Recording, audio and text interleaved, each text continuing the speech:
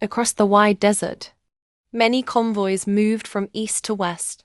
They searched for water everywhere. The sun blazed above them, and the earth cracked beneath their feet. Still they pressed on with hope.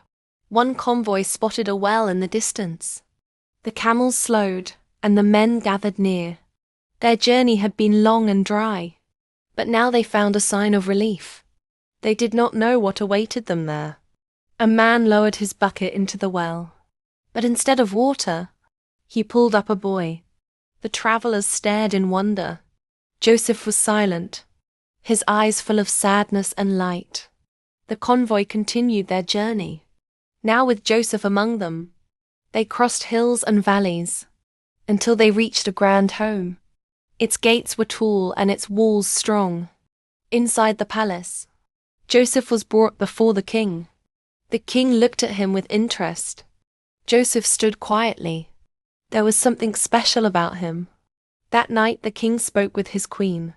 They talked about the boy. The queen was moved by his presence. The king said, "Let us raise him as our own. Perhaps he has come to us for a greater reason." And so the seasons passed.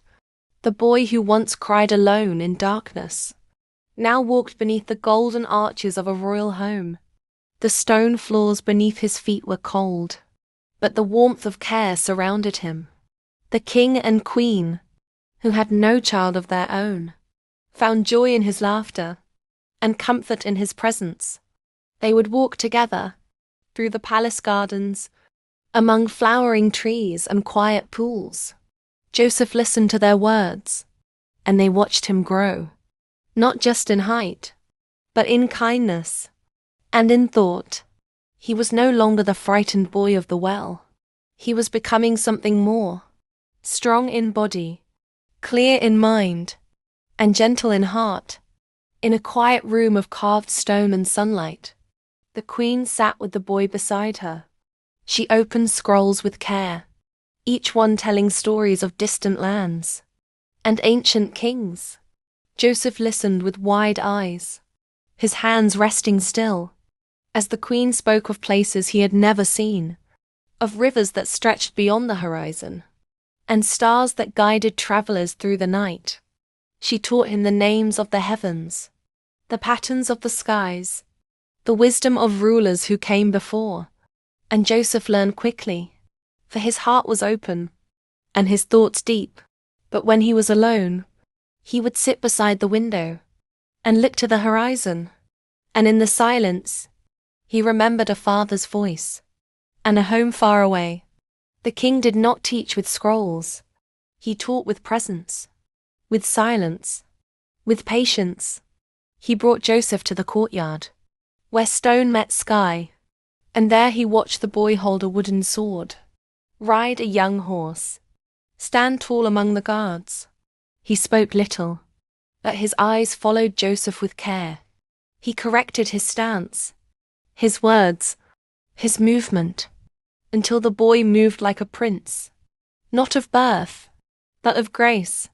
Joseph listened, not to the king's voice alone, but to the way he walked, the way he made decisions, the way he remained still, in moments that called for wisdom, and the king would sometimes speak to his own heart. This child is not ordinary.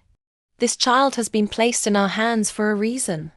And in the stillness of night, when all was silent, Joseph lay upon his bed, his hands resting over his chest, his eyes closed. Let his spirit awake. The dreams returned, soft at first, then brighter than the stars above. He saw the skies open, and lights descend in wonder, stars bowing, as if in respect, the sun and moon drawing near, as though to honor him. Joseph stirred in his sleep.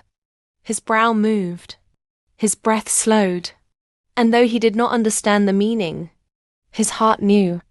This was a message, a sign, a whisper from the unseen, that he was chosen, and his time would come. His story was not finished. It had only just begun.